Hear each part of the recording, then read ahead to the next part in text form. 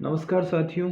Shekhawati coaching संस्थान के YouTube channel पे प्रतियोगी परीक्षा की तैयारी करने वाले सभी साथियों का हार्दिक स्वागत। आज की जो क्लास है, आज का जो वीडियो है वो आपके लिए होगा राजस्थान सरकार की फ्लैगशिप योजनाओं के बारे में। और ये वो प्रमुख योजनाएं हैं जिन योजनाओं से संबंधित क्वेश्चन हर एक एग्ज़ाम में पूछ लिए जाते हैं।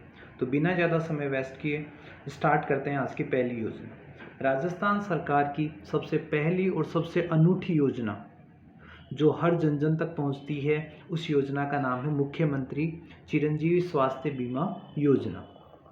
तो आप सबसे पहले नोट डाउन कर लें, मुख्यमंत्री चिरंजीवी स्वास्थ्य बीमा योजना। ये जो योजना है वो अशोक गहलोत सरकार के द्वारा 2021-22 के बजट में इसकी घोषणा की गई थी और गवर्नमेंट की थीम थी यूनिवर्सल हेल्थ कवरेज। मरीज कहीं भी जाए, राजस्थान का नागरिक राजस्थान में किसी भी अस्पताल में जाए, चाहे वो सरकारी हो या निजी, उसे हेल्थ की सुविधा मिलनी चाहिए। इतने दिन तक राजस्थान सरकार ने जो कर रखा था वो था हर एक अस्पताल में, सरकारी अस्पताल में फ्री दवाई और फ्री जांच, लेकिन प्राइवेट अस्पताल में ऐसा नहीं होता था। उसके लिए पहले भामाशाह योजना चलाई गई थी और अब भामाशाह योजना की जगह लिए किसने? मुख्यमंत्री चिरंजीवी स्वास्थ्य बीमा योजना। तो एग्जाम के पॉइंट ऑफ व्यू से अगर हम देखें तो सबसे पहले तो यूनिवर्सल हेल्थ कवरेज योजना का संबंध होगा मुख्यमंत्री चिरंजीवी स्वास्थ्य बीमा योजना से। अब इसकी शुरुआत, ये योजना कब से शुरू हुई? तो ये योजना शुरू हुई थी 1 मई 2021 से। 1 मई 2021 से ये योजना शुरू हुई और इस योजना का सबसे बड़ा जो उद्देश्य वो है कि स्वास्थ्य के ऊपर होने वाला जो खर्च है, स्वास्थ्य के ऊपर होने वाला जो खर्च है, उस खर्चे में कमी लाई जाए और जनता को ये सुविधा मिले कि बीमारी चाहे कैसी भी हो, पैसे की कमी इसकी कोई बाधा नहीं बने। तो राजस्थान सरकार ने सदैव प्रदेश के नागरिकों को स्वास्थ्य सेवाएं प्रदान करने के लिए विभिन्न नवाचार करने में अग्रणी रही है। इससे पहले मुख्यमंत्री निःशुल्क जांच और निःशुल्क दवाई योजना का संचालन किया जा रहा था, जो केवल सरकारी अस्पतालों में था। ध्यान रखना, इन दोनों योजनाओं में खास फर्क क्या है? पहले भी दवाइयाँ फ्री थी, पहले भी जांच फ्री थी, लेकिन केवल सरकारी अस्पताल में। अब चिरंजीवी योजना में जो प्राइवेट अस्पताल भी इससे जुड़े हुए हैं उनमें भी ये सारी सुविधाएं होगी फ्री। फिर देखते हैं राजस्थान सरकार ने ऐसा क्यों किया। तो निजी अस्पतालों में नागरिकों को अस्पताल में भर्ती होने, गुणवत्तापूर्ण निःशुल्क चिकित्सा सेवाएं उपलब्ध करवाने और स्वास्थ्य सेवाओं के लिए परिवार द्वारा किए जाने वाले खर्च को कम करने के उद्देश्य से मुख्यमंत्री चिरंजीवी योजना की शुरुआत की गई। सबसे बड़ी चीज़ देखें, सरकारी हो या प्राइवेट, राजस्थान का नागरिक बिना पैसे की चिंता किए अपनी बीमारी का इलाज करवा सके और इसके लिए उस पर किसी प्रकार का आर्थिक भार न आए। चलिए, ये थी मुख्यमंत्री चिरंजीवी स्वास्थ्य बीमा योजना। योजना का जो उद्देश्य है वो देखते हैं। योजना का उद्देश्य है पात्र परिवारों का स्वास्थ्य पर होने वाला व्यय कम करना, अस्पताल बीमारी पे होने वाले खर्चे को कम करना। कम क्या, जीरो ही हो गया, क्योंकि सरकार इस खर्चे को भरेगी। पात्र परिवारों को राजकीय अस्पतालों के साथ साथ योजना से संबद्ध, कहा था ना, प्राइवेट हॉस्पिटल से भी अच्छा उपचार वो प्राप्त कर पाएंगे।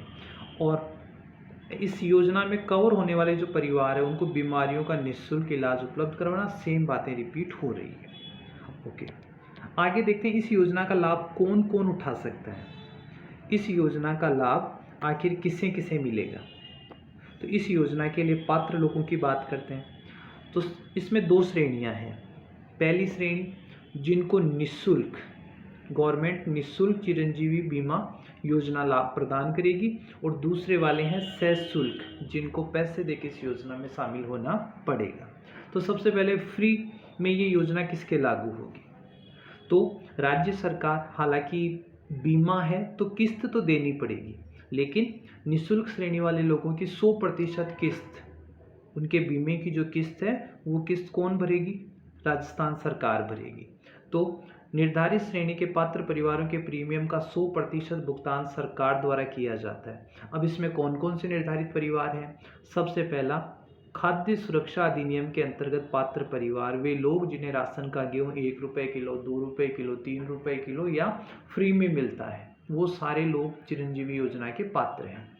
सामाजिक आर्थिक जनगणना 2011 में पात्र परिवार जिनको कमजोर बीपीएल वगैरह बताया गया था, तथा संविदा पर कार्यरत कार्मिक जो निम्न वेतन पे काम करने वाले सरकारी कॉन्ट्रैक्ट वाले कार्मिक उन सबको, तथा लघु और सीमांत कृषक तथा कोविड से व्यथित जो नागरिक हैं उन परिवारों को निःशुल्क चिरंजीवी बीमा योजना का लाभ मिलेगा।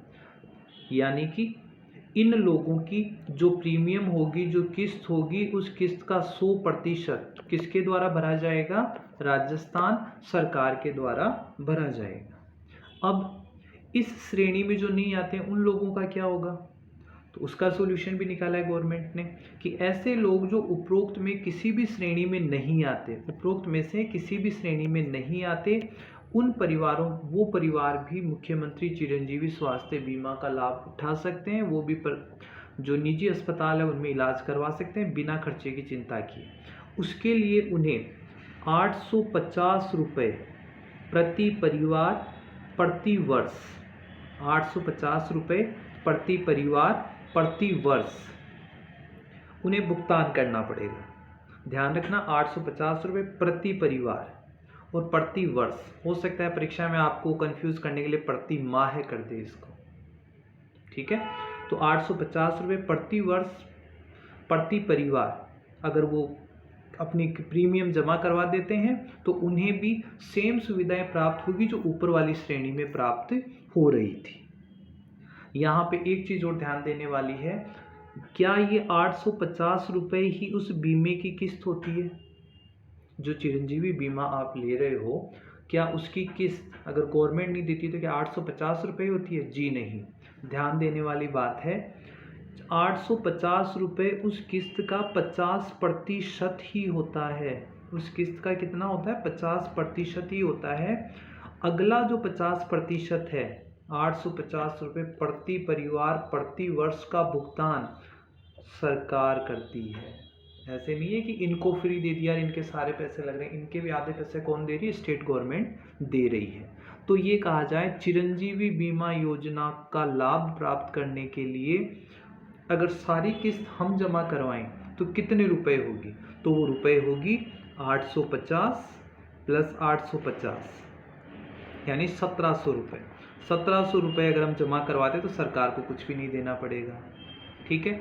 तो समझ में आ गया, इन लोगों को फ्री मिलेगी और बाकी लोग जो इस कैटेगरी में नहीं आते उनको 850 रुपये यानी टोटल प्रीमियम का 50% इन्हें देना पड़ेगा। बाकी 50% इनका भी कौन भर देगी? सरकार भर देगी।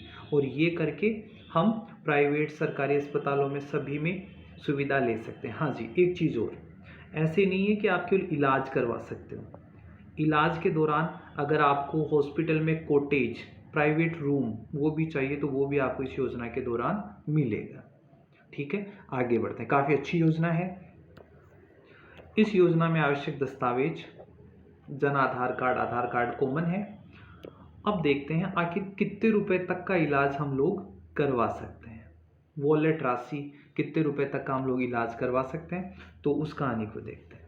अब देखो, इस योजना में 10 लाख रुपए की बीमा राशि का कवर्स प्रति वर्ष प्रति परिवार, इस शब्द में बार बार जोर इसलिए दे रहा हूँ, प्रति वर्ष प्रति व्यक्ति भी लिख के आपको कंफ्यूज किया जा सकता है। इस योजना में बीमारी होने पर प्रति परिवार 10 लाख रुपए आपके लिए, यूँ मान लो गवर्नमेंट ने रख रखे हैं कि 10 लाख रुपए तक आप अपना इलाज करवा सकते हो, लेकिन ये प्रति व्यक्ति नहीं है, परिवार के पूरे व्यक्ति, चाहे पूरे परिवार के लोग बीमार होने पे 10 लाख खर्च होते हो, चाहे एक व्यक्ति के होने पे हो जाए, वो 10 लाख रुपए गवर्नमेंट दे देगी। और यह राशि पूरे परिवार के लिए है और एक पॉलिसी वर्ष के लिए है। अगर कोई ऐसी बीमारी से जो पेशेंट है वो पीड़ित है जिसमें 10 लाख के बजाय 15 लाख रुपए खर्च करने होते हों, तो तो इस स्थिति में साफ साफ बताया गया है कि शेष राशि का भुगतान मरीज द्वारा स्वयं किया जाएगा। इसके लिए अस्पताल इलाज के पूर्व ही परिवार को सूचित करेगा और मरीज से या परिवार से लिखित सहमति लेगा। ऐसा नहीं है कि वो 10 लाख तक तो इलाज करता रहे और फिर कह दे भाई अब अपने बस की बात नहीं है। उससे पहले बताना पड़ेगा इलाज शुरू करने से पहले कि इसमें इतना लाख रुपया खर्च हो सकता है, इतना तो गवर्नमेंट दे देगी चिरंजीवी से और इतना पैसा आपको देना पड़ेगा। ठीक है, तो 10 लाख रुपए प्रति परिवार प्रति वर्ष। ओके, अब इस योजना में किस किस टाइप का इलाज हो सकता है? तो इस मुख्यमंत्री चिरंजीवी स्वास्थ्य बीमा योजना के अंतर्गत सरकारी और निजी अस्पतालों में, सरकारी में तो वैसे ही फ्री है, निजी अस्पतालों में भी 1597 प्रकार की बीमारियों के इलाज हो सकते हैं। यहाँ जो पैकेज है, पैकेज का मतलब बीमारी, उससे संबंधित इलाज, संबंधित दवाइयाँ, संबंधित खर्चा, सब चीज़ें। और इसमें आप देख सकते हैं कि इसमें जो बड़े वाली जो बीमारियां हैं जिनमें ज़्यादा खर्चा होता है, Covid, black fungus, cancer, paralysis, heart surgery, neuro surgery, organ transplant, bone marrow transplant, kidney transplant, heart transplant, और क्या मांगेंगे सरकार से। जो बड़ी बीमारियां जो लोगों की ज़िंदगी बदल देती थी, अच्छे भले घर को कर्जदार बना देती थी, उन सारी बीमारियों के इलाज फ्री कर दिए गवर्नमेंट ने। ठीक है, तो इसके बाद बात करें पैकेज में और क्या क्या चीज़ें शामिल हैं। तो पैकेज में शामिल चीज़ों की जब बात करते हैं तो देखते हैं, जो चिरंजीवी योजना के अंतर्गत जो बंदा लाभ लेना है, जो मरीज हॉस्पिटल में जाता है, सबसे पहले उस मरीज को पंजीकरण शुल्क नहीं देना पड़ता। बंदा अपना कार्ड दिखा दे, उसी कार्ड से उसके डॉक्टर को दिखाने की जो फीस है वो फ्री हो जाएगी। बिस्तर वे बेड चार्ज भी नहीं लगेगा उसके। ठीक है, बेड चार्ज से फ्री। बढ़ती व नर्सिंग वे जो भी उस पर खर्चा होता है सारे खर्चे फ्री। शल्य चिकित्सा ऑपरेशन होता है, उसको शून्य किया जाता है, सारे खर्चे फ्री। चिकित्सा परामर्श शुल्क वो भी फ्री। संवेदना हरण, रक्त, ऑक्सीजन, औषधियों का व्यय, एक्सरे जांच, सभी प्रकार के रोग। सबसे खास बात, मरीज के भर्ती होने से 5 दिन पहले और डिस्चार्ज होने के 15 दिन बाद तक उस बीमारी से संबंधित अस्पताल में की गई जांचें, दवाइयाँ, डॉक्टर का परामर्श शुल्क उसी पैकेज में शामिल होगा। सबसे ध्यान देने वाली बात यहाँ पर यह है, भर्ती होने के 5 दिन पहले और 15 दिन बाद तक। ऐसे नहीं है कि ऑपरेशन तो फ्री में हो गया और उसके बाद दवाइयों के नाम पे अस्पताल लूट मचा ले, या उन दवाइयों के पैसे देने पड़े। ऑपरेशन भर्ती होने से 5 दिन पहले तक और 15 दिन बाद तक सारा खर्चा इसी पैकेज में शामिल होगा। बस एक चीज़ यहाँ पर ध्यान देने लायक है, जो चिरंजीवी योजना है वो आईपीडी पर लागू होती है, आईपीडी पर ही लागू होती है। यानी कि जब इसके तहत आप हॉस्पिटल में जा सकते हो, इलाज करवा सकते हो, हॉस्पिटलाइज हो सकते हो, ऑपरेशन करवा सकते हो। ये नहीं है कि आप डॉक्टर के पास गए और वहाँ से दवाई लेकर आ गए, क्योंकि हॉस्पिटल में दिखा के आना, दवाई लेकर आना, ये होता है ओपीडी। आप नॉर्मल डॉक्टर को दिखाते हैं, उससे परामर्श लेते हैं, उससे दवाई लेके आ जाते हैं, ठीक हो जाते हैं। तो ये खर्चा चिरंजीवी योजना में शामिल नहीं होता। ठीक है, ध्यान रखना, ये जो ओपीडी है वो इसमें कवर नहीं होती। ओपीडी कवर होती है किसमें, जो पेंशनर है या जो सरकारी कर्मचारी है, उनको गवर्नमेंट ने योजना दे रखी है RGHS, Rajasthan government health services schemes. इस योजना के तहत कर्मचारी को हर महीने 700-800 रुपये का योगदान हर माह देना पड़ता है। आपने देखा होगा 850 रुपये उसमें तो सालाना देते थे, यहाँ पे सरकारी कर्मचारी को 700-800 रुपये जो भी उसका वेतन होता है उसके हिसाब से उसको प्रति माह इतने रुपए देने पड़ते हैं। फिर उसे सुविधा मिलती है किसकी, ओपीडी की भी मिलती है और आईपीडी की भी मिलती है। आईपीडी का मतलब अगर वो डॉक्टर को दिखा के दवाई भी लेके आता है तो भी उसकी दवाई फ्री होती है। ठीक है, चलिए आगे चलते हैं। अब ये तो हो गई आपकी चिरंजीवी बीमा योजना। इस योजना में 1597 प्रकार के जो पैकेज थे, उन 1597 प्रकार के पैकेजेस में अधिकांश बीमारियां शामिल थी, बस एक कमी थी। अगर कोई बंदा एक्सीडेंट, किसी दुर्घटना का शिकार हो गया तो उसे तत्काल हॉस्पिटल ले जाना पड़ेगा, और तत्काल अगर उसे हॉस्पिटल ले जाना पड़ा तो वहाँ पर भी तो खर्चा होगा। इस चीज़ को अपनी चिरंजीवी जो स्वास्थ्य बीमा योजना है वो कवर नहीं करती थी, और ये आने वाला एक अचानक खर्चा है। तो सरकार ने इस समस्या को भी समझा और इसी योजना में विस्तार किया, वो चीज़ें देख लीजिए। चिरंजीवी दुर्घटना बीमा योजना, कुछ चेंज है। दुर्घटना बीमा योजना, अब देखना, चिरंजीवी स्वास्थ्य बीमा योजना से जुड़े परिवार को बीमारियों के दौरान 10 लाख रुपए तक का बीमा दिया जाता था, जो कि हम पहले पढ़ते थे, हमने पहली योजना में पढ़ा। परंतु एक्सीडेंट होने पर इस योजना में किसी प्रकार का लाभ नहीं दिया जाता था। एक्सीडेंट होने पर तो फिर हॉस्पिटल जाएगा, सारा खर्चा घर वालों को उठाना पड़ेगा, हो सकता है इलाज में कोई कमी भी रह जाए। तो इसी कमी को समझते हुए सरकार ने इसमें विस्तार किया, चिरंजीवी दुर्घटना बीमा योजना बनाई, और इस योजना में कहा चिरंजीवी स्वास्थ्य बीमा योजना से जुड़े सभी परिवार के सदस्य को एक्सीडेंट होने पर 5 लाख तक का स्वास्थ्य बीमा और मुआवजा उपलब्ध करवाया जाएगा। ध्यान देना, जो बात यहाँ पे है नोटेबल, 5 लाख तक का स्वास्थ्य बीमा, 5 लाख तक का तो हो सकता है उसका इलाज, और मुआवजा अगले 3 लाख से लेकर 5 लाख तक अगर उसकी मृत्यु हो जाती है तो उसको दिया जाएगा बीमा। यहाँ पर आप देखें कि चिरंजीवी स्वास्थ्य बीमा योजना में केवल इलाज शामिल था। अगर उस व्यक्ति की मृत्यु हो जाती है इलाज के दौरान अन्य बीमारी से, तो उसको कोई मुआवजा नहीं मिलता। लेकिन दुर्घटना बीमा में 5 लाख तक का तो इलाज, और देखें चिरंजीवी दुर्घटना बीमा योजना के अंतर्गत दुर्घटना होने के कारण अंग भंग होने या मृत्यु हो जाने पर 5 लाख तक का बीमा भी दिया जाएगा। 5 लाख तक का उसको 5 लाख रुपए तक उसको मुआवजे के रूप में भी दिए जाएंगे। ये इसकी खास बात है, 5 लाख तक का इलाज और 5 लाख तक का उसे 5 लाख तक उसे दिए जाएंगे मुआवजे के रूप में। चिरंजीवी दुर्घटना बीमा योजना के अंतर्गत बीमा 1 साल के लिए पंजीकृत किया जाएगा। 1 साल बाद दुर्घटना बीमा को रिन्यू करना पड़ेगा। कोई बात नहीं, सरकार जब इतना कर रही है तो रिन्यू भी कर लेंगे। चलिए, चिरंजीवी दुर्घटना बीमा योजना हेतु अनिवार्य पात्रता, कौन लोग हो सकते हैं इसमें शामिल? तो दुर्घटना बीमा योजना से जुड़ने के लिए लाभार्थी मूल रूप से राजस्थान का निवासी होना चाहिए, सही बात है। चिरंजीवी योजना के अंतर्गत पंजीकृत परिवार की दुर्घटना बीमा प्रीमियम राशि का भुगतान उसे नहीं करना पड़ेगा, अलग से कोई पैसा नहीं देना पड़ेगा, ये पूर्णतया निःशुल्क होगा। लेकिन चिरंजीवी योजना में जो लोग निःशुल्क वाले नहीं थे उनको तो 850 रुपये देने पड़ेंगे, इसके नहीं, वो देने पड़ेंगे आपको किसके? मुख्यमंत्री चिरंजीवी स्वास्थ्य बीमा योजना, उसी से ये फ्री है। चिरंजीवी योजना के लिए ऑनलाइन आवेदन करना पड़ेगा, 1 साल में रिन्यू करना पड़ेगा। इट्स ओके, आगे बढ़े। बीमा कवर, वही जो अभी हमने डिस्कस किया, दुर्घटना में मृत्यु हो जाए तो 5 लाख रुपए दिए जाएंगे।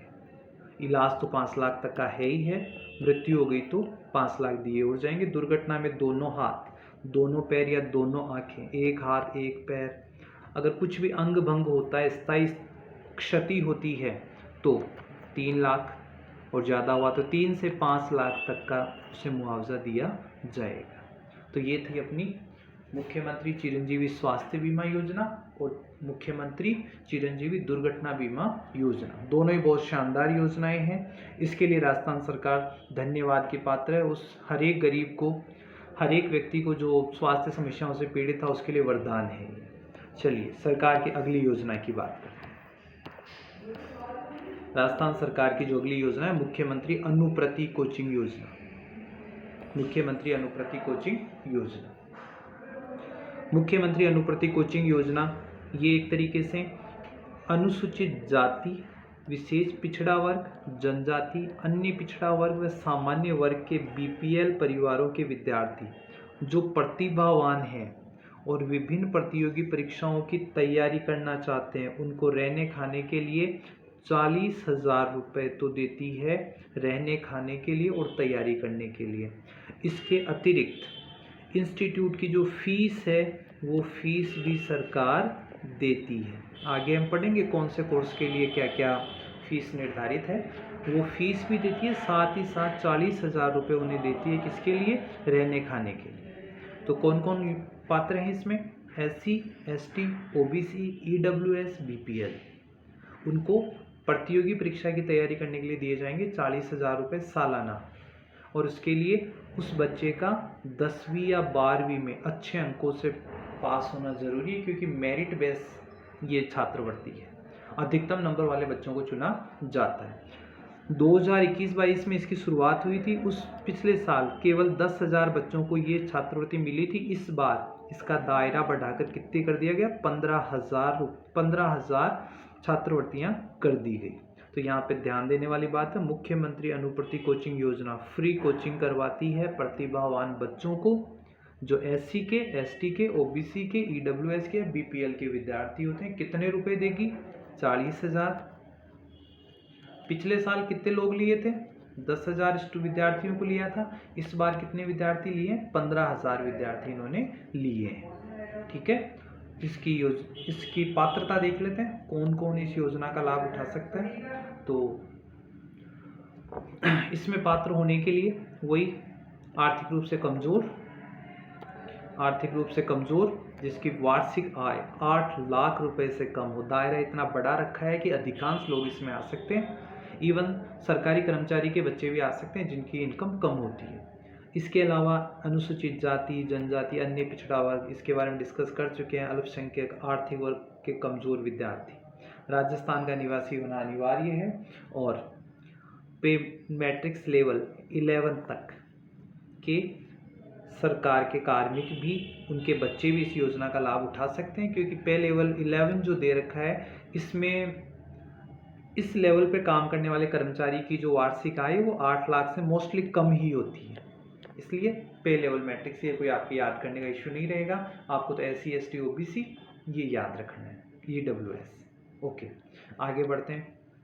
इस योजना में कौन कौन सी प्रतियोगी परीक्षाएं शामिल है? तो इस योजना में शामिल है आपकी UPSC, RPSC, जो मेडिकल इंजीनियरिंग है, जिसे हम इंजीनियरिंग प्रवेश परीक्षा, IIT JEE है, या आपकी जो नीट है, क्लेट परीक्षा, CACS, कॉमर्स वालों के लिए पिछली बार लास्ट में जोड़ा गया था ये, कांस्टेबल परीक्षा, रीट, पटवारी, सब इंस्पेक्टर, ये सारी परीक्षाओं की तैयारी आप कर सकते हैं।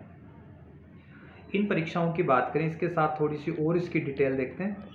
डिटेल ये कहती है जैसे मैक्सिमम कितना रुपया, सबसे बड़ी एग्ज़ाम्स की बात करते हैं। UPSC द्वारा आयोजित जो एग्ज़ाम्स हैं उनकी अगर आप तैयारी करते हो तो प्रतिष्ठित संस्थान, इसका भी एक क्राइटेरिया बना रखा है कि ऐसे संस्थान जिन्होंने पिछले 2-3 साल के रिजल्ट में टॉपर स्टूडेंट्स दिए हैं, तो उन संस्थानों को प्रतिष्ठित में मानेंगे और उन्हें 75,000 रुपये दिए जाएंगे बच्चे की फीस के रूप में। और इसकी अवधि होगी 1 साल, तैयारी केवल 1 साल के लिए करवाएंगे। और इसके लिए बच्चे के पास क्या होना चाहिए? 12वीं में 70% से अधिक, फिलहाल वो स्नातक के अंतिम 2 वर्ष में अध्ययनरत हो। ठीक है, वैसे ही अगर अन्य संस्थान है तो उनको पैसे थोड़े कम दिए जाएंगे, वो कितने? 50,000। और उसके लिए थोड़ी सी योग्यताओं में भी रिलैक्स दिया गया, 60% अंक 12वीं क्लास में। उसके अलावा जैसे बात करें RAS वगैरह की तैयारी करते हैं तो उनके लिए 50,000 रुपये दिए जाएंगे। ठीक है, प्रतिष्ठित से 50 और नॉर्मल जो अदर वाले उनसे 40, वही 65%, 50%। ये आपको PDF में आप आराम से पढ़ लेना, इसके ऊपर ज़्यादा डिस्कस करना आई डोंट थिंक। अब जैसे रीट के लिए 15,000, पटवारी, कनिष्ठ सहायक या जो भी ऐसी नॉर्मल भर्तियाँ उनके लिए 10,000, कांस्टेबल के लिए 10,000 है। आपकी जो इंजीनियरिंग है इनके लिए 70,000, जो इंजीनियरिंग वगैरह है, नीट है इंजीनियरिंग, उनके लिए 70,000 या फिर 50,000। 70,000, 55,000 और ये 10वीं के मार्क्स, यहाँ पे ये ध्यान देना, इनके लिए 10वीं के मार्क्स पूछे जाते हैं। नीट के लिए, जो IIT JEE है उनके लिए, क्लेट की जो परीक्षा है उसके लिए भी 10वीं के मार्क्स मांगे गए हैं। मेरिट इसी के बेस पे बनती है। आवेदन की प्रक्रिया छोड़ें इन सबको, अगली योजना पे चलते हैं। मुख्यमंत्री डिजिटल सेवा योजना। अगर राजस्थान की महिलाएं किसी चीज़ का अभी इंतज़ार कर रही है बेसब्री से, तो वो है मुख्यमंत्री डिजिटल सेवा योजना, क्योंकि यही वो योजना है जिसमें उन सभी महिलाओं को 1,33,00,000 महिलाओं को मिलने वाला है फ्री मोबाइल, वो भी एंड्रॉयड मोबाइल। एंड्रॉयड मोबाइल काफ़ी सारी महिलाएं तो हो सकता है पहली बार नया फ़ोन देखेगी। तो ये है मुख्यमंत्री डिजिटल सेवा योजना 2022। राजस्थान सरकार द्वारा राजस्थान की सभी महिलाओं के लिए मुख्यमंत्री डिजिटल सेवा योजना 2022 का शुभारंभ किया गया। इसके तहत 1,33,00,000 परिवारों की, चिरंजीवी परिवारों की महिला मुखिया को निःशुल्क स्मार्टफोन योजना का लाभ मिलेगा। निःशुल्क, किसी प्रकार का पैसा नहीं लगेगा, और ये वही महिलाएं होगी जिनके पास चिरंजीवी योजना में जो पंजीकृत महिलाएं हैं, चाहे 850 रुपये देकर या फ्री वाली स्कीम के। तो इस योजना से मुख्यमंत्री उद्देश्य क्या है सरकार का, तो इससे उद्देश्य है कि पात्र परिवारों को घर बैठे ही जन कल्याणकारी योजनाओं की जानकारी और सरकारी सुविधाओं का लाभ मिले। इसी को मुख्यमंत्री डिजिटल सेवा योजना कहा गया। इसके अंतर्गत प्रदेश की 1,33,00,000 चिरंजीवी परिवारों की महिला मुखियाओं को 3 वर्ष का इंटरनेट कनेक्टिविटी के साथ निःशुल्क स्मार्टफोन दिया जाएगा। कॉलिंग तो फ्री है ही है, 3 साल तक का नेट भी फ्री होगा, किसी प्रकार के रिचार्ज की ज़रूरत नहीं पड़ेगी। किसे मिलेगा? चिरंजीवी परिवार की महिला मुखिया को मिलेगा, परिवार की महिला मुखिया को मिलेगा। और इसके लिए आधार कार्ड से मोबाइल जुड़ा हुआ होना चाहिए। फ़ोन की विशेषताएं, मेड इन इंडिया स्मार्टफोन होंगे, 5.8 इंच डिस्प्ले होगी, 4000 mAh बैटरी। सबसे खास बात ये देखो, इसमें 3 साल तक हर माह फ्री कॉलिंग और 20 GB का 4G डाटा फ्री मिलेगा। ये 3 साल वाली डेट को ध्यान रखना, 1,33,00,000 महिलाओं को मिलेगा। और जो चिरंजीवी परिवार की जो महिलाएं हैं, चिरंजीवी परिवार की महिला मुखिया को मिलेगा, चिरंजीवी परिवार की महिला मुखिया को मिलेगा। योजना का नाम आप ढंग से याद रखें, मुख्यमंत्री डिजिटल सेवा योजना। तो ये राजस्थान सरकार की तीसरी अच्छी योजना है। अगली योजना पे आते हैं, मुख्य राजस्थान निःशुल्क बिजली योजना। राजस्थान निःशुल्क बिजली योजना, इस योजना के बारे में जो की पॉइंट्स है वो मैं पहले बता देता हूँ। ये योजना घरेलू बिजली के बारे में, घरेलू जो कनेक्शन धारक हैं, घरेलू बिजली के जो कनेक्शन धारक है उनको सुविधा देती है। जबकि आगे हम एक योजना पढ़ने वाले हैं, राजस्थान ऊर्जा मित्र, वो योजना जो किसान है, कृषि कनेक्शनों के ऊपर वो दी जाएगी। तो घरेलू बिजली में इसमें सब्सिडी दी जानी है। राजस्थान निःशुल्क बिजली योजना, निःशुल्क तो नहीं है, निःशुल्क तो है केवल 50 यूनिट तक। पढ़ लेते हैं। योजना का शुभारंभ कब होता है? 1 अप्रैल, योजना का शुभारंभ होता है 1 अप्रैल 2022 को। 1 अप्रैल 2022 से योजना की हुई है शुरुआत। और इसमें प्रदेश के नागरिकों को बिजली में सब्सिडी प्रदान करने के लिए निःशुल्क बिजली योजना लागू की गई 1 अप्रैल 2022 को। इसके अंतर्गत 100 यूनिट प्रतिमाह बिजली का उपयोग करने वाले उपभोक्ताओं को 50 यूनिट तक सब्सिडी की जाती है। समस्त घरेलू उपभोक्ताओं को 150 यूनिट तक 3 रुपये यूनिट अनुदान दिया जाता है। सीधी बात ये समझें, यहाँ तक घरेलू बिजली उपभोक्ताओं को बिलों में छूट दी जाती है। आगे बढ़ते हैं, आगे सारी चीज़ें क्लियर हो जाएगी। छोटे कनेक्शन, सामान्य श्रेणी के जो 83 लाख कनेक्शन राजस्थान में, उनको छूट मिलेगी। और 50 यूनिट, 51 यूनिट, अगर इसे यहीं से चलो बाई टैक्स समझते हैं, जिनका कनेक्शन 51 यूनिट से ऊपर तक का है पर वे 50 यूनिट ही महीने की बिजली का उपयोग कर पाते हैं, ऐसे सभी उपभोक्ताओं को शून्य बिल प्रदान किया जाएगा। शून्य बिल प्रदान किया जाएगा। अगर सीधे शब्दों में समझें, अगर आपके घरेलू बिल में 50 यूनिट तक खर्च आप करते हो तो आपका बिल हो गया बिल्कुल फ्री, आपका बिल आएगा 0। अगर आप कितने यूनिट तक खर्च करते हो? 50 यूनिट तक। अगर आपने 100 यूनिट खर्च कर दिए तो 100 यूनिट करोगे तो आपको 50% सब्सिडी मिलेगी, यानी कि शुरुआती जो 50 यूनिट है, शुरुआती 50 यूनिट का तो बिल हो गया आपका फ्री, शेष 50 यूनिट का ही बिल आएगा। तीसरे नंबर पर अगर आपने 150 यूनिट बिजली खर्च कर ली तो आपको पर यूनिट 3 रुपये का अनुदान मिलेगा। कितने रुपए का? 3 रुपये का। और इससे ऊपर अगर आपने बिजली खर्च की तो भी आपको 2 रुपये प्रति यूनिट का अनुदान तो मिलेगा। तो पहले 50 यूनिट बिल्कुल फ्री, 100 यूनिट तक करते हो तो आपको 50% सब्सिडी है, 150 यूनिट तक खर्च करते हो तो पहले जो 150 यूनिट तक आपको 3 रुपये प्रति यूनिट, और 150 से ऊपर 300 तक करते हो तो 200 रुपये प्रति यूनिट की सब्सिडी इसमें दी जाएगी। ये है वो योजना जिसमें है राजस्थान निःशुल्क बिजली योजना। निःशुल्क 50 यूनिट तक, 100 यूनिट तक आधा बिल, 150 यूनिट तक 3 रुपये प्रति यूनिट की सब्सिडी, और 300 यूनिट तक 2 रुपये प्रति यूनिट की सब्सिडी। 1 अप्रैल 2022 को ये हुई है शुरू। विशेषताओं को फिर से रिपीट कर लें। 50 यूनिट तक बिजली का बिल माफ़ कर दिया जाएगा, 150 यूनिट तक 3 रुपये प्रति यूनिट का चार्ज लगेगा, 300 यूनिट से ऊपर या 300 यूनिट तक 2 रुपये प्रति यूनिट का चार्ज नहीं लगेगा भाई, ये सब्सिडी मिलेगी। इतना आपको सब्सिडी मिल जाएगी, आपको छूट मिल जाएगी।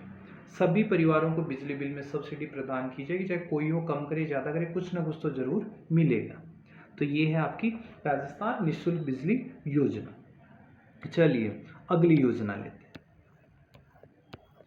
राजस्थान सरकार की अगली योजना मुख्यमंत्री दुग्ध उत्पादक संबल योजना। मुख्यमंत्री दुग्ध उत्पादक संबल योजना। और इस योजना को बहुत शॉर्ट में पढ़ेंगे। किसके लिए है ये योजना? राजस्थान में पशुपालन को बढ़ावा देने के उद्देश्य से इस योजना को शुरू किया गया।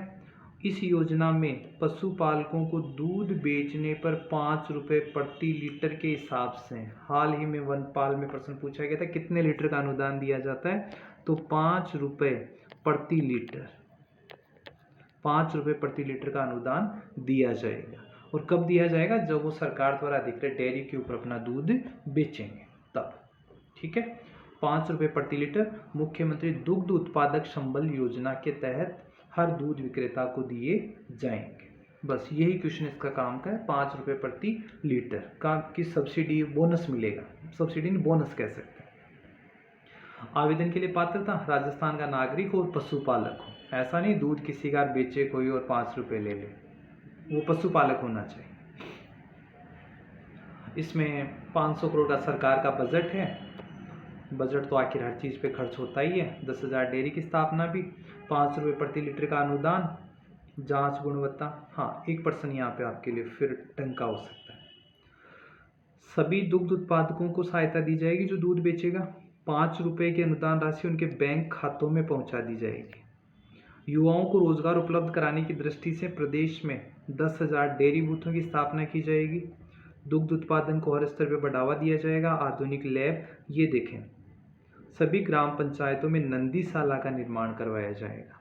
हालांकि अभी तक हुआ नहीं है, फिर भी बजट घोषणा में इसको डाला गया है कि जो भी गौवंश होता है, गौवंश में जो दुधारू जो मादा गायें होती है उनको तो गौशाला में या पशुपालक रख भी लेते हैं, लेकिन जो नंदी होते हैं, जो बछड़े होते हैं, उनको फ्री छोड़ दिया जाता है। और जो कई सारी सड़क पे दुर्घटनाओं का कारण बनते हैं, तो सरकार ने इसके ऊपर भी संज्ञान लिया और हर पंचायत, ग्राम पंचायत स्तर पर एक नंदी गौशाला, गाय के बजाय जो बैल बछड़े जो भी हैं जो आवारा फिर रहे हैं, उनके लिए गौशाला खोलने का निर्णय लिया है।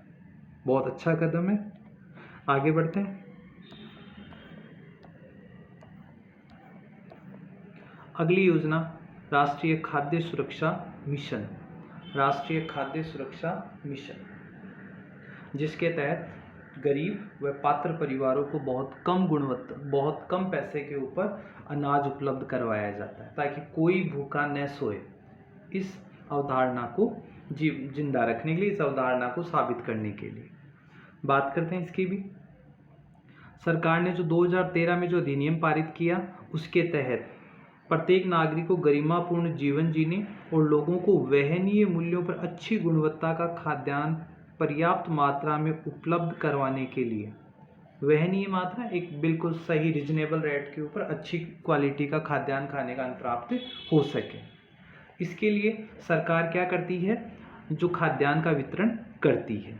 इस खाद्यान्न के वितरण की अगर बात करें तो इसमें पात्र व्यक्ति को, जो भी व्यक्ति पात्र होता है उसको चावल, गेहूं, मोटे अनाज, चावल, गेहूं, मोटा अनाज मोस्टली यही बांटा जाता है और उसको क्रम से 3 रुपये, 2 रुपये, 1 रुपये प्रति किलोग्राम के दर पर दिया जाता है पात्र व्यक्ति को। और कितना दिया जाता है, एक व्यक्ति के 5 किलो अनाज प्रति माह है, प्रति व्यक्ति 5 किलो। जैसे एक घर में अगर 5 मेंबर हैं तो 5 मेंबर का 25 किलो उन्हें गेहूँ मिलेगा। अब रेट डिपेंड करती है, 3 रुपये वाला मिल रहा है, 2 वाला मिल रहा है या 1 रुपये वाला मिल रहा है।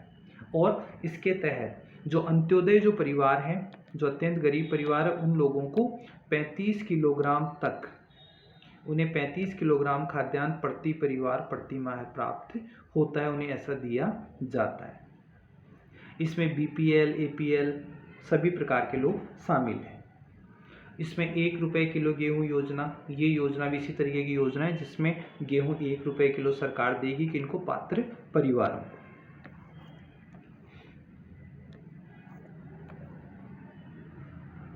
हाँ, 1 रुपये किलो गेहूं योजना का उद्देश्य है, इसे वो रिपीट कर लेते हैं। देश भर में निर्धन वर्ग के लोग अधिक है जिनके पास आय का कोई साधन नहीं होता, जिससे अन्न खरीदने में कमी रह जाती है। ऐसे लोग भूख से पीड़ित होते हैं, ऐसे लोग भूख से पीड़ित होते हैं और आर्थिक स्थिति कमज़ोर होने के कारण 2 वक्त की रोटी भी नहीं खा पाते, उनको काफ़ी परेशानियों का सामना करना पड़ता है। इसके लिए सरकार ने सभी BPL, APL के परिवारों को 1 रुपये किलो गेहूं उपलब्ध करवाने की योजना बनाई, जिससे आसानी से कोई भी गेहूं खरीद सके और निर्धन लोगों को भूखा न रहना पड़े। ठीक है, तो 35 किलोग्राम प्रति परिवार तक 5 रुपये प्रति किलो प्रति व्यक्ति, 1 रुपये प्रति किलो के हिसाब से ये गेहूं दिया जाएगा। ठीक है, तो ये थी खाद्यान्न सुरक्षा योजना। अगली योजना पे आते हैं।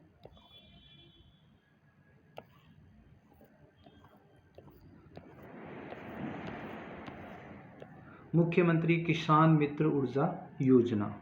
पहले हमने पढ़ी थी निःशुल्क बिजली योजना, अब है मुख्यमंत्री किसान मित्र ऊर्जा योजना। इसको बहुत शॉर्ट में समझ लेते हैं। मुख्यमंत्री किसान मित्र ऊर्जा योजना 17 जुलाई 2021 को शुरू की गई थी। तो ये देखना है 17 जुलाई 2021। इसके तहत जो कृषि कनेक्शन है, ग्रामीण कृषि कनेक्शन है, न कि घरेलू वालों को तो 50 यूनिट, 150 यूनिट और 300 यूनिट वाला सब्सिडी दिया जा रहा था, यहाँ पे दिया जा रहा है कृषि कनेक्शनों को। और इसके तहत 1000 रुपये प्रति माह है या फिर अधिकतम 12,000 रुपये प्रति वर्ष का अनुदान दिया जाएगा। कितना, 1000 रुपये प्रति माह है और 12,000 रुपये प्रति वर्ष, कि आप पूरे साल भर में आपके जो भी बिजली का बिल आएगा किसान के, उस किसान के हर माह आने वाले बिल में 1000 रुपये सरकार देगी आपके लिए, शेष बिल आपको चुकाना पड़ेगा। और इस तरीके से साल भर में 12,000 रुपये आपका जो टोटल बिल होगा, उस टोटल बिल में से 12,000 रुपये किसकी तरफ से दिए जाएंगे, राज्य सरकार की तरफ से, और बाकी का जो बिल है वो किसान को देना पड़ेगा। तो मुख्यमंत्री किसान मित्र ऊर्जा योजना 17 जुलाई 2021 को शुरू होती है। प्रति माह बिल में 1000 रुपये और पूरे साल भर का जोड़ा जाए एक जगह तो 12,000 रुपये प्रति वर्ष का अतिरिक्त अनुदान देती है। बात करते हैं मुख्यमंत्री किसान मित्र ऊर्जा योजना का उद्देश्य कृषि उपभोक्ताओं को बिजली में राहत देना है। इस योजना के तहत ग्रामीण कृषि कनेक्शन उपभोक्ताओं को बिजली में 1000 रुपये प्रति माह है और 12,000 रुपये प्रति वर्ष तक का अनुदान दिया जाएगा। इसकी पात्रता देख लेते हैं। राजस्थान का स्थायी निवासी होना चाहिए और किसान होना अनिवार्य है। केंद्र व राज्य सरकार का कर्मचारी व आयकर दाता इस योजना के अंतर्गत लाभान्वित नहीं किया जाएगा। आपने देखा स्वास्थ्य बीमा योजना में भी सरकार ने आम नागरिकों के लिए अन्य योजना बनाई थी और सरकारी कर्मचारियों के लिए RGHS बनाई थी। यहाँ पर जो किसान है, मूल रूप से जो किसान है उसे ही इस योजना का लाभ मिलेगा। राजकीय कर्मचारियों को और आयकरदाता को इसका लाभ नहीं मिलेगा। लाभार्थी किसान को अपने बैंक खाते को आधार से जोड़ना अनिवार्य होगा।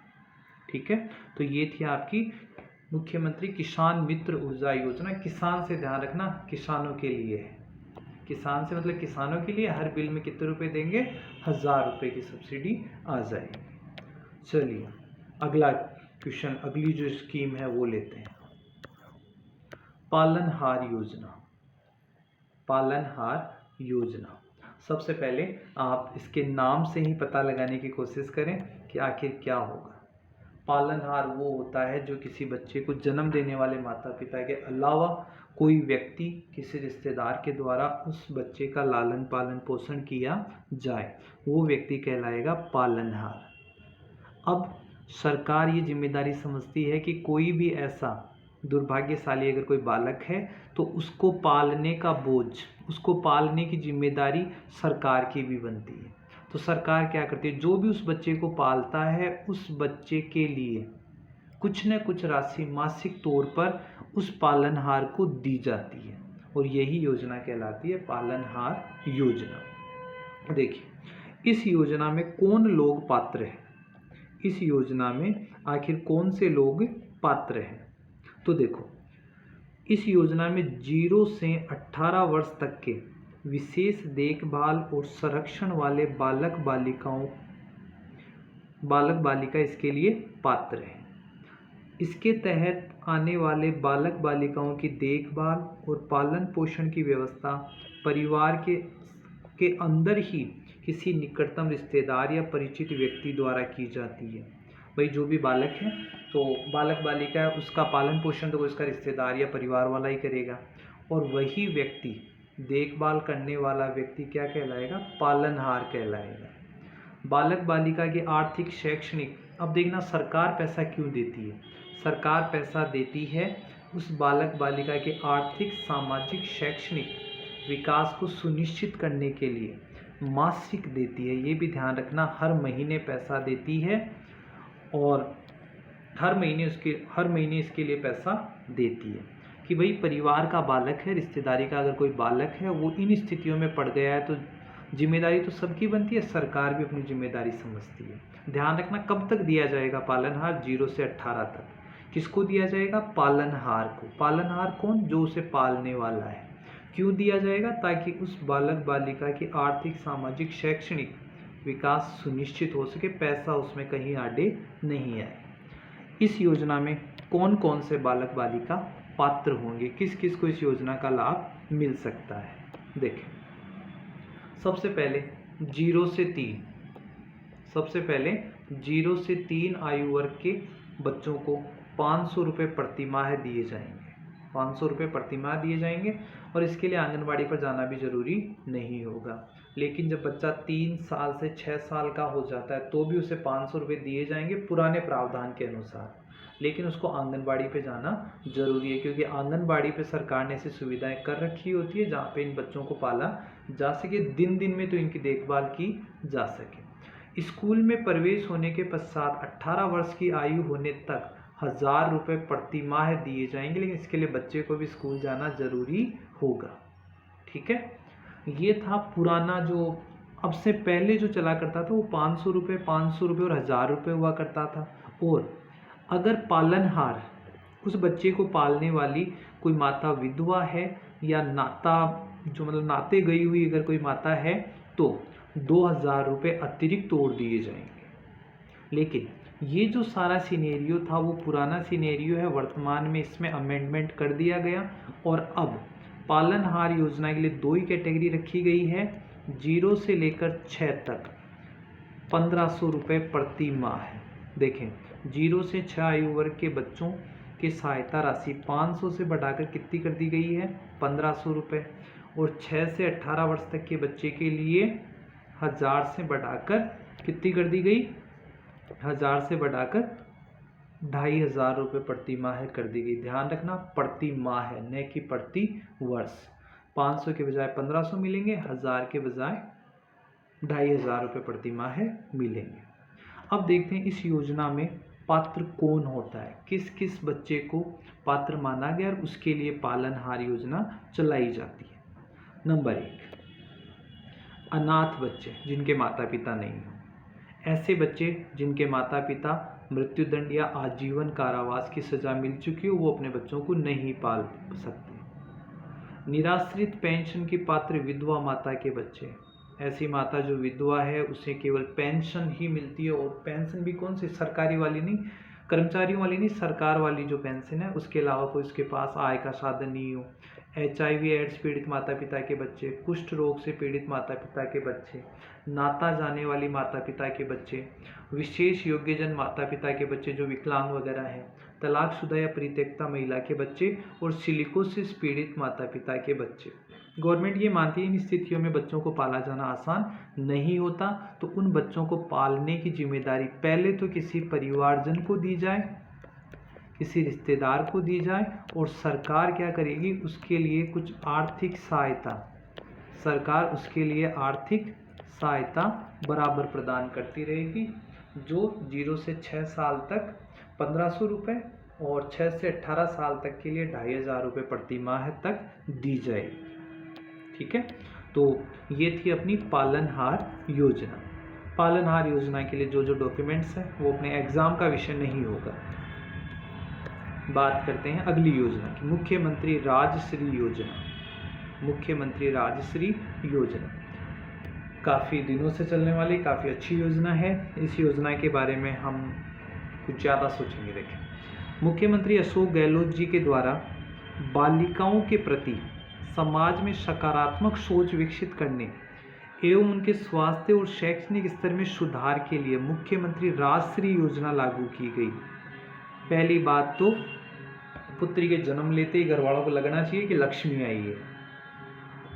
यूँ नहीं हो कि पुत्री के जन्म के साथ ही घर वालों के चेहरे उतर जाएं। तो सरकार ने इसके लिए योजना बना दी कि उन्हें खुशी महसूस होनी चाहिए, और इसके लिए साथ ही साथ बच्ची का स्वास्थ्य अच्छा रहे और उसकी पढ़ाई भी कम से कम 12वीं तक हो, इसकी पूरी व्यवस्था राष्ट्रीय योजना में की गई है। योजना की शुरुआत 1 जून 2016 या उसके बाद जन्म लेने वाली बालिकाओं पर यह योजना लागू होगी।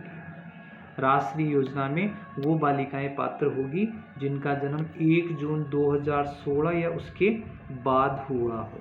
1 जून 2016 या उसके बाद जन्म लेने वाली बालिकाएं इस योजना की पात्र होगी। योजना क्यों चलाई गई?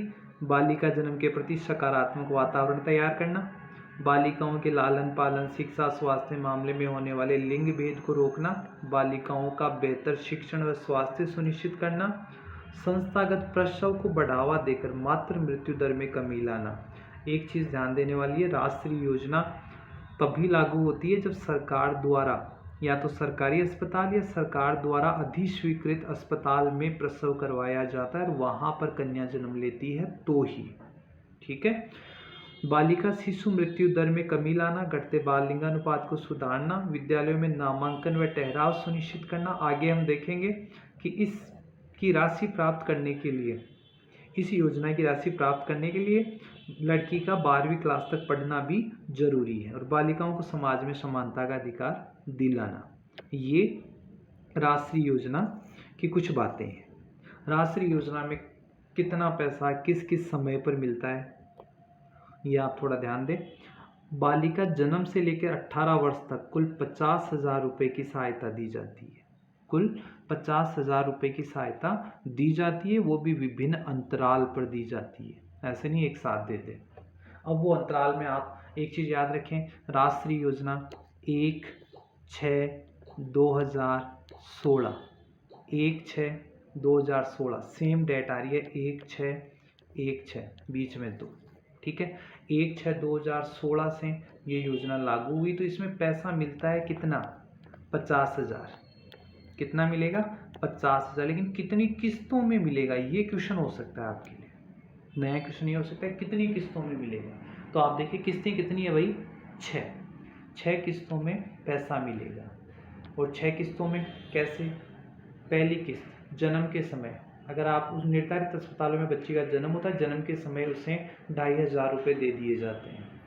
तो वही ना लक्ष्मी आने वाली बात।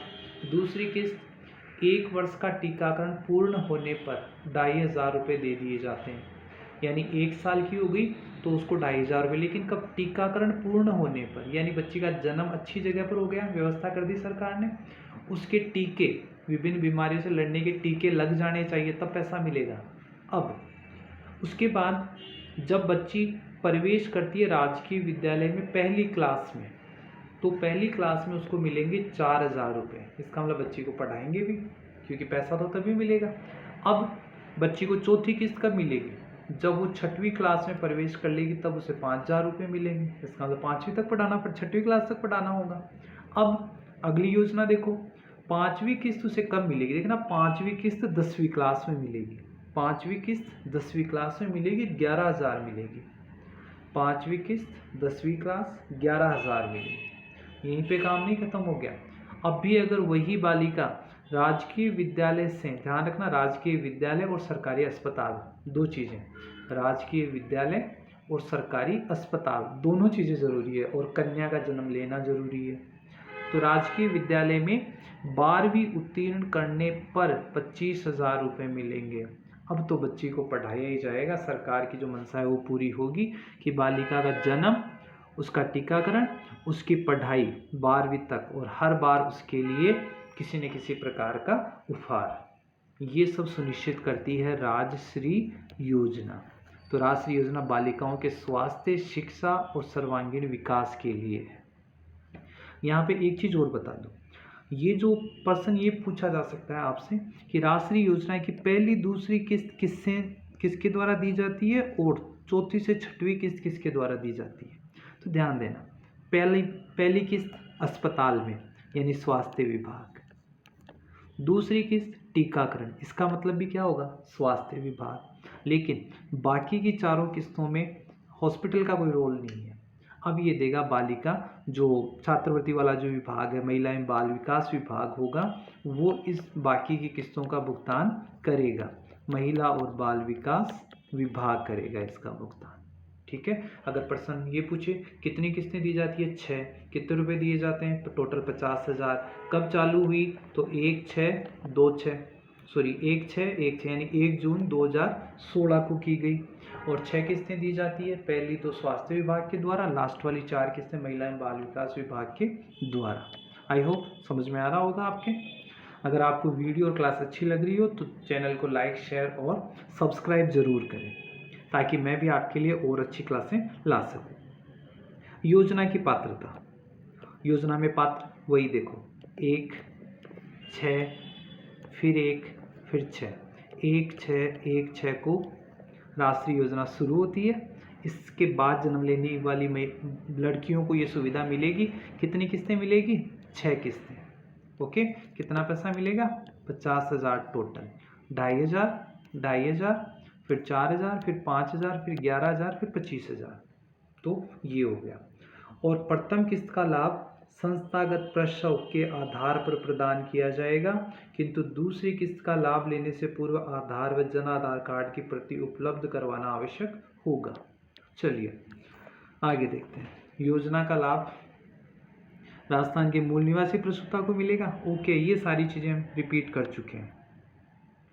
ये जो सारी चीज़ें वो हम देख चुके हैं। चिकित्सा विभाग देगा, कैसे देगा, एक सेकंड, ये देखो जो मैंने अभी आपको बताया था। प्रथम किस्त, द्वितीय किस्त का लाभ सभी संस्थागत प्रसव से जन्म लेने वाली बालिकाओं को देय होगा। तीसरी व पश्चातवर्ती किस्तों का लाभ एक परिवार में अधिकतम 2 जीवित संतान तक सीमित होगा। प्रथम 2 किस्तों के अतिरिक्त अन्य किस्तों का लाभ उन्हीं बालिकाओं को देय होगा जिनके परिवार में जीवित संतानों की संख्या 2 से अधिक नहीं होगी। इस हेतु निर्धारित प्रक्रिया के अनुसार माता पिता को घोषणा पत्र अपलोड करना होगा। ठीक है। इसमें देखो, प्रथम किस्त राज्य चिकित्सा एवं स्वास्थ्य विभाग जारी करेगा। इसके लिए अधिकृत निजी चिकित्सा संस्थानों में प्रसव कराना आवश्यक होगा। द्वितीय किस्त चिकित्सा एवं स्वास्थ्य विभाग जारी करेगा। किसके आधार पर? मातृ शिशु स्वास्थ्य ममता कार्ड के आधार पर। बाकी की जो किस्तें हैं वो कौन देगा? महिला एवं बाल विकास विभाग। ठीक है। कक्षाएं वो आ गई, पहली, 6वीं, 10वीं और 12वीं। देखो, शिक्षा के आधार पे जो था वो है पहली, 6वीं, 10वीं और 12वीं। योजना की अगली किस्त पूर्व में सभी किस्तें प्राप्त करने पर ही देय होगी। ओके, ये हो गई राष्ट्रीय योजना। अगली योजना पे आते हैं, राजस्थान जननी सुरक्षा योजना। राजस्थान जननी सुरक्षा योजना। राजस्थान जननी सुरक्षा योजना, इस योजना का उद्देश्य देखें। राजस्थान सरकार द्वारा गर्भवती महिलाओं को व नवजात शिशु की उचित देखरेख हेतु होने वाले खर्च को राजस्थान जननी सुरक्षा योजना के माध्यम से अनुदानित किया जाता है। इस पे भी सब्सिडी दी जाती है। योजना के अंतर्गत गर्भवती महिलाओं को सभी आवश्यक मेडिकल टेस्ट निःशुल्क दिए जाते हैं।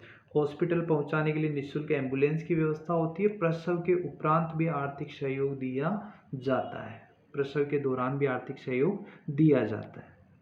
कौन कौन से लाभ हैं इसमें? तो इस योजना में जो लाभ है उन लाभों की बात करें। अगर महिला ग्रामीण क्षेत्र की है तो प्रसव के समय 1400 रुपये दिए जाएंगे। जिस आशा सहयोगिनी ने उसकी देखभाल की है, उसे हॉस्पिटल तक लेके आई है, प्रसव पूर्व उसको परामर्श दिया है, उसको प्रोत्साहन के तौर पे 300 रुपये दिए जाएंगे। ठीक है, प्रोत्साहन के तौर पे 300 और प्रसव पूर्व सेवाओं के लिए 300, यानी टोटल 600 रुपये दिए जाएंगे आशा सहयोगिनी को, और 1400 रुपये मिलेगा उस माता को जिसने बच्चे को जन्म दिया है।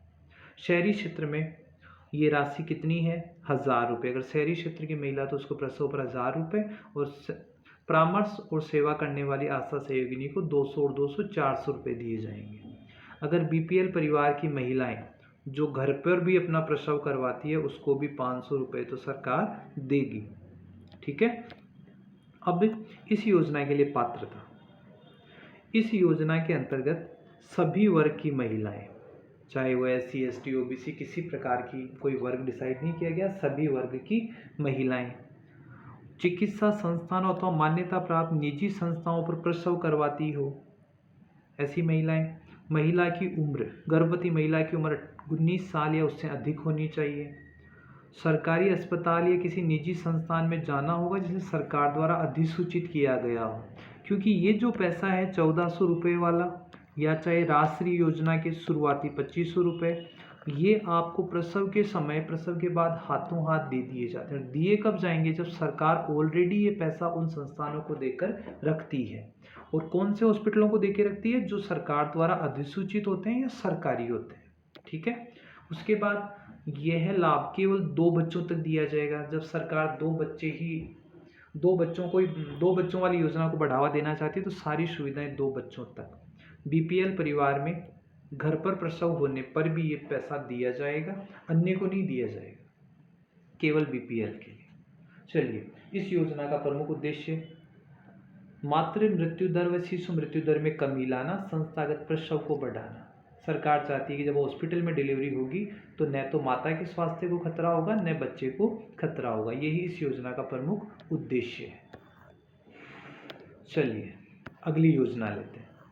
जननी सुरक्षा, बीपीएल राशन कार्ड, ममता कार्ड, ये तो कॉमन। शुभ शक्ति योजना। शुभ शक्ति योजना ये भी सरकार की फ्लैगशिप योजनाओं में है। शुभ शक्ति योजना। शुभ शक्ति योजना की शुरुआत 1 जनवरी 2016 को की गई। और इस योजना का उद्देश्य देखें, ये श्रमिकों के लिए है। ये योजना किसके लिए होगी? देखो, आपकी प्रत्येक सरकार के द्वारा चलाई गई जो योजना होगी वो किसी खास वर्ग को फोकस करके चलाई जाती है। इस योजना का उद्देश्य है श्रमिकों को फायदा देना। और श्रमिकों क्या फायदा? कि वो अपनी बेटियों के पालन पोषण हेतु प्रोत्साहन राशि प्रदान करती है।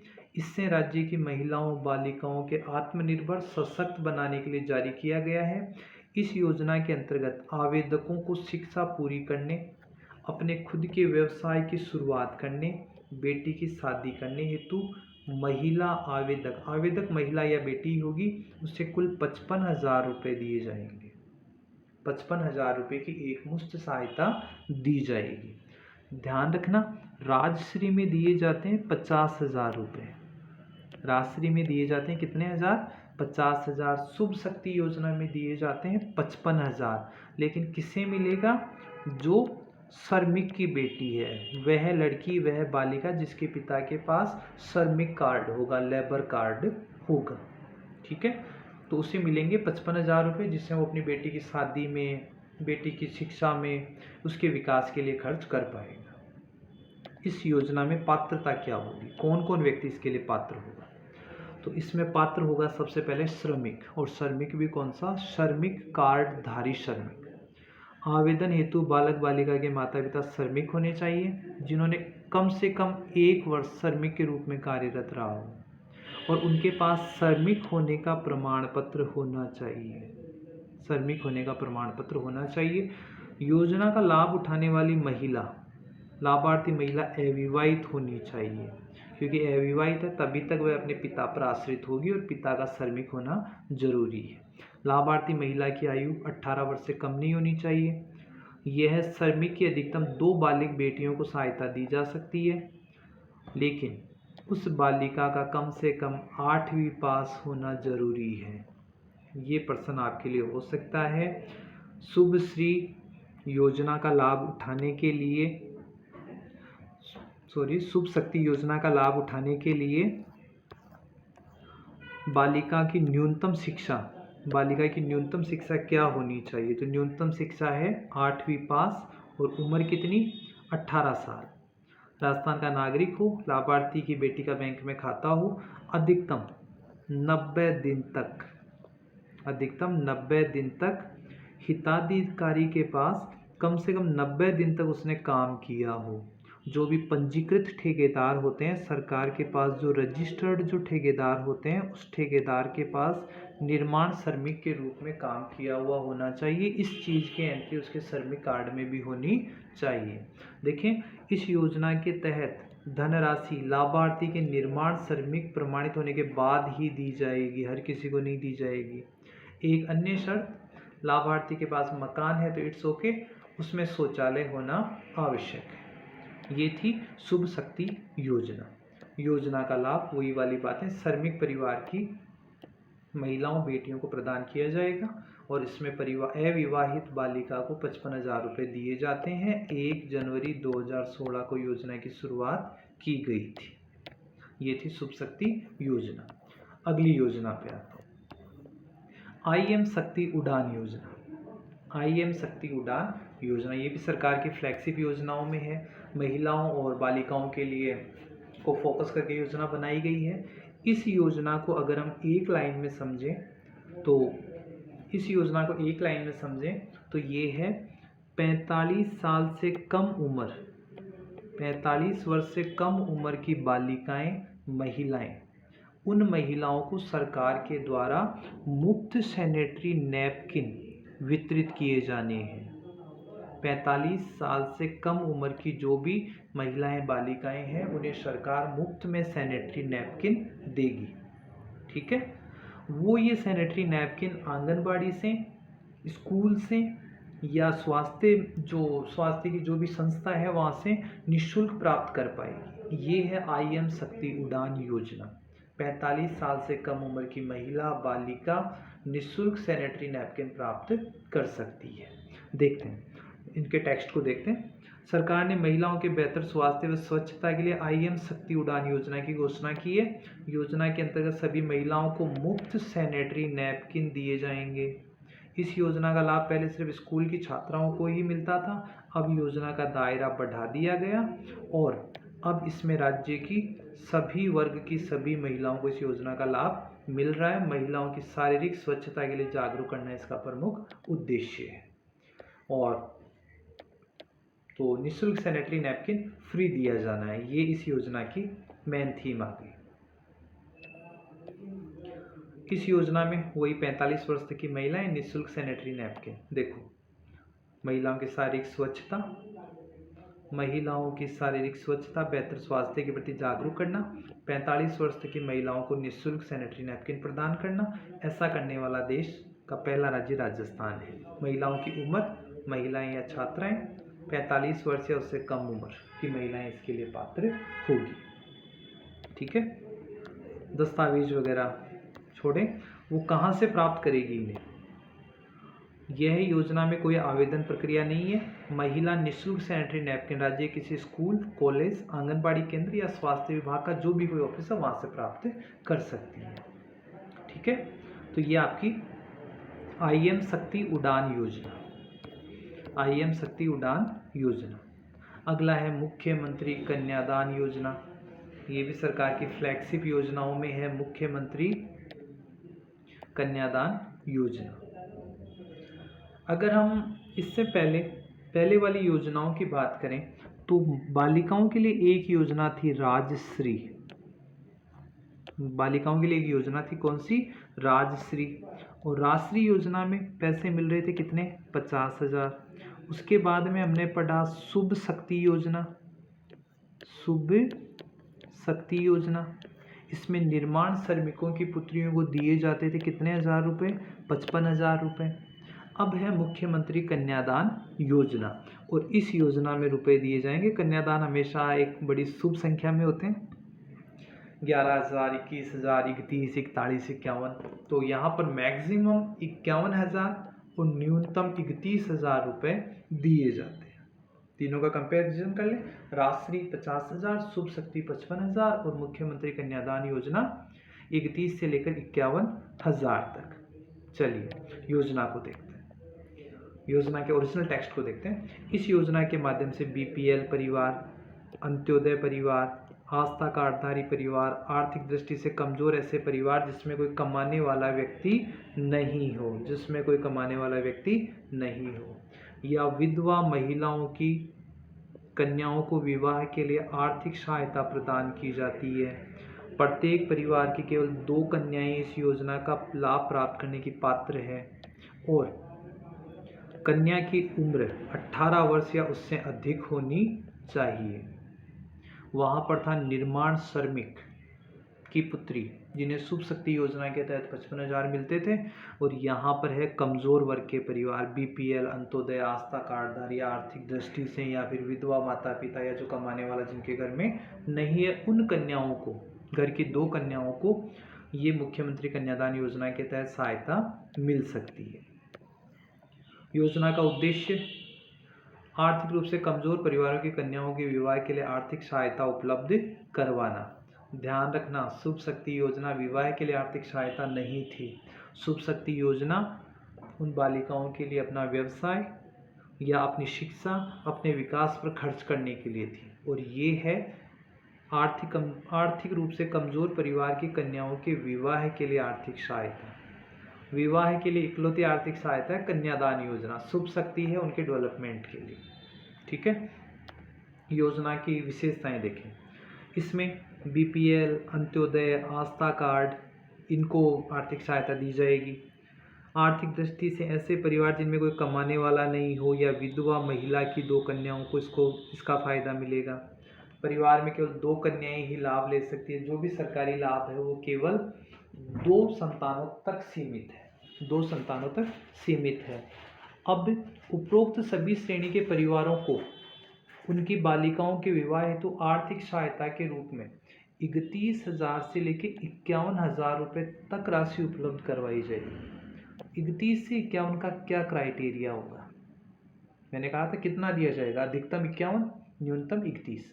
देखो, अगर कन्या 10वीं पास है तो 41,000, अगर कन्या स्नातक पास है तो 51,000, और अगर इससे कम है तो भी 31,000 तो गवर्नमेंट देगी।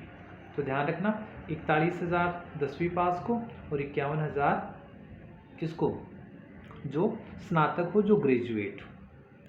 अगली योजना, इसमें पात्रता वही है, 18 साल उसकी उम्र होनी चाहिए। विवाह के लिए तो 18 साल प्लस होनी चाहिए, राजस्थान की मूल निवासी और 2 कन्याओं तक है। पात्रता जो थी आपके सामने आ ही चुकी है। चलिए अगली योजना देखते हैं। अगली जो योजना है वो है पेंशन योजना। राजस्थान सरकार की अगली जो पेंशन योजना है, 2-3 पेंशन योजनाएं इसमें सम्मिलित की गई है, और सबसे पहली पेंशन योजना है मुख्यमंत्री वृद्धजन सम्मान पेंशन योजना। मुख्यमंत्री वृद्धजन सम्मान पेंशन योजना, और ये जो योजना है वो वृद्ध लोगों को बुढ़ापे में पेंशन देने की व्यवस्था करती है। एक तरीके से पेंशन क्या है, ये उन वृद्ध लोगों के लिए सम्मान है जिनको राजस्थान सरकार अपनी तरफ से सम्मान और उनको सहयोग देने की कोशिश कर रही है। क्योंकि जब देखते हैं ना कि काफ़ी बुजुर्ग व्यक्ति बैंक में जाके कहते हैं मेरी पेंशन आई कि नहीं आई, तो उनका जो सम्मान था, उनका जो विश्वास था, उस पैसे के प्रति जो उनकी आश्रितता थी और इस योजना की जो आवश्यकता सारी स्पष्ट हो जाती है कि उस बुजुर्ग व्यक्ति को बैंक वो आया है लेकिन अपना पैसा मानकर लेने के लिए है जो सरकार उसे दे रही है। चलिए, काफ़ी अच्छी योजना है। राजस्थान सरकार का बहुत बहुत धन्यवाद ऐसी योजनाओं के लिए जो उन्होंने समाज के हर वर्ग को, हर कमज़ोर तबके को उन्होंने छूने की कोशिश की। चलिए, मुख्यमंत्री वृद्धजन सम्मान पेंशन योजना की बात करते हैं। इस योजना में शामिल होने के लिए कीवर्ड है महिला की उम्र 55 साल होनी चाहिए।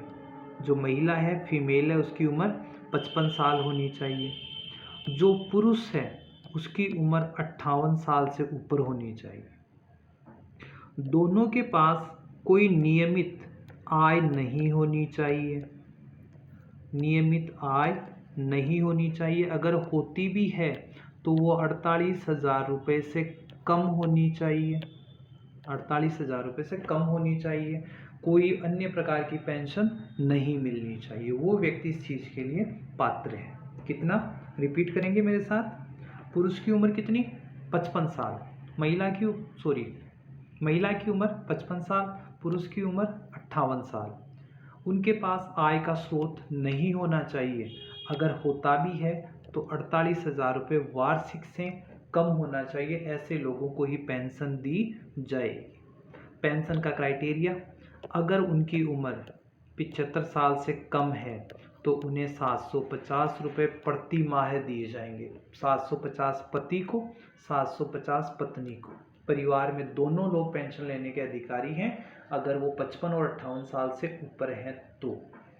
ठीक है। अगर 75 साल से कम के हैं तो 750 रुपये मिलेंगे और 75 साल से अधिक के हो जाते हैं तो उन्हें 1000 रुपये प्रति माह मिलेगा। उन्हें मिलेगा 1000 रुपये प्रति माह। ठीक है। 75 साल से पहले 750 और 75 साल से ऊपर होने के बाद 1000 रुपये मिलेगा। कब, देख लेते हैं। 55 साल महिला, 58 साल पुरुष। देखो, मुख्यमंत्री वृद्धजन सम्मान पेंशन योजना में 55 वर्ष या इससे अधिक आयु की महिला, 58 वर्ष या इससे अधिक आयु के पुरुष जिनके निर्वाह के लिए स्वयं पति पत्नी की नियमित आय का कोई साधन नहीं हो, पति पत्नी की समस्त स्रोतों से कुल वार्षिक आय 48,000 रुपये से कम हो, उन्हें ये पेंशन देय होगी। पात्रता 55 वर्ष, 58 वर्ष। और कितनी मिलेगी इसमें पेंशन, जो मैंने अभी आपको बताई। 75 साल से अगर बंदा कम है तो उससे पैसा मिलेगा 750 रुपये और 75 साल या उससे ऊपर हो गया तो 1000 रुपये। हम सोचें बुढ़ापे में पैसे क्यों बढ़ाएं? भाई, बुढ़ापे में स्वास्थ्य सेवाओं पर पैसा ज़्यादा खर्च होता है इसलिए। ठीक है। अगर बार बार बीमार भी होता रहा, उसे कुछ भी छोटे मोटे काम भी करने पड़े तो पैसा ज़्यादा खर्च होगा। इसलिए सरकार इस बात को समझते हुए उनकी पेंशन बढ़ा देती है 75 साल के बाद। ठीक है। अगली योजना, मुख्यमंत्री एकल नारी सम्मान पेंशन योजना। मुख्यमंत्री एकल नारी सम्मान पेंशन योजना। एकल नारी से तात्पर्य होगा ऐसी महिला जो अपने पति से अलग रहती हो। ऐसी में अब पति से अलग रहने की वजह हो सकती है विधवा होना, पति द्वारा त्याग देना या तलाक ले लेना। और जब बात हम एक पत्नी के रूप में कर रहे हैं तो उसकी उम्र क्या होनी चाहिए? 18 साल से ऊपर होनी चाहिए। मुख्यमंत्री एकल नारी सम्मान पेंशन योजना 18 वर्ष या इससे अधिक आयु की विधवा, परित्यक्ता, तलाकशुदा महिला जो राजस्थान की मूल निवासी हो, जिसकी स्वयं की नियमित आय का कोई स्रोत नहीं हो अथवा समस्त स्रोतों से उसकी कुल वार्षिक आय 48,000 रुपये से कम हो, ऐसी महिला को मुख्यमंत्री एकल नारी सम्मान योजना के तहत पेंशन दी जाती है। ठीक है। योजना का लाभ किस किस को मिलेगा? 18 वर्ष से ऊपर वाली विधवा, तलाकशुदा, परित्यक्ता महिला। सरकारी कर्मचारी की विधवा या तलाकशुदा महिला को इस योजना का लाभ नहीं मिलेगा। क्यों नहीं मिलेगा? क्योंकि सरकारी कर्मचारी की विधवा है तो उसे सरकारी पेंशन अपने पति के नाम की पेंशन उसको मिलती रहेगी। तलाकशुदा महिला है तो उसे हर्जा खर्चा उसके पति के द्वारा फिक्स किया जाएगा, जीवन निर्वाह भत्ता, तो उसे इस पेंशन की हकदार नहीं माना गया। वित्तीय लाभ क्या क्या है, इस योजना से क्या क्या लाभ मिलेगा? 18 वर्ष से लेकर 55 वर्ष की आयु तक उस महिला को रुपए मिलेंगे 500 रुपये। 55 से लेकर 60 तक उसे मिलेंगे 750 रुपये। 60 से लेकर 75 तक उसे मिलेंगे 1000 रुपये। और 75 वर्ष से अधिक जीती है तो उसे मिलेंगे 1500 रुपये। यहाँ पे थोड़ा सा वेरिएशन है इसमें, 55 तक 500, 60 तक 750 और 75 तक 1000, और 75 वर्ष से ऊपर होती है तो 1500। ये थोड़ा सा चेंजेबल हो सकता है, इस पर आप थोड़ा ध्यान दें कि एकल नारी महिला सम्मान जो पेंशन योजना है उसमें 55 से कम पे 500 मिलेंगे, 55 से 60 में 750 और अगले 60 से 75 तक उसे 1000 रुपये मिलेंगे। ये एग्ज़ाम के पॉइंट ऑफ व्यू से थोड़ा मोस्ट हो सकता है क्योंकि हमारी जो जनरल जो सोच होती है 750 और 1000 वाली उससे थोड़ा आगे है। ओके, आगे बढ़ते हैं। अगली योजना मुख्यमंत्री विशेष योग्यजन सम्मान पेंशन योजना। ये विकलांगों को दी जाने वाली सहायता है और इसमें जो पेंशन है वो 54 वर्ष तक के वालों को 500 रुपये की आर्थिक सहायता, 54 से 59।